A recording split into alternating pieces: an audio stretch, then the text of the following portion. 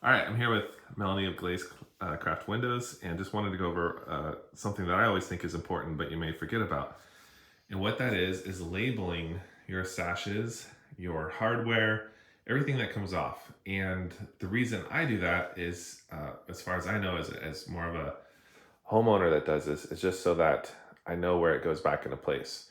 And do you have any, I mean, that's pretty much the reason you do it too, right? It makes it a lot easier. Because these were all, 1920s, 1930s sash, like these came out of a factory. Mm-hmm. Nonetheless, they were custom then once they were put in the house. And so they fit in that one opening, and you start messing that around, your windows aren't going to work properly. Right. And the other thing I think is also over time, they warp a little maybe, or there's a little bit of shifting, or some craftsperson from 1940 shaved off a centimeter to make it work. So it just helps a lot if you label it. So do you want to explain and also you've labeled the hardware, for example. So this is your Falls Church project. Yes. So she put Falls Church, and then she wisely keeps all the hardware together, and all the screws.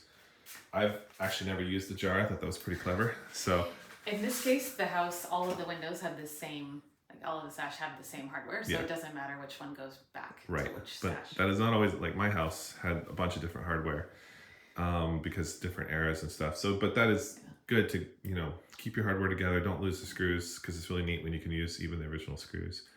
And where do you label it? How do you label it? What's your system? The sash itself, we label on the side. So this is the part that no one ever sees. Once it goes back into the frame, this part runs up against the wall inside of the casing. And then what's that say? So that says DA, which my collaborator named this D for dining room and A for sash A. Sash A. So similarly, so this is the top sash. And then the matching bottom sash is similarly labeled with a DA. There you go.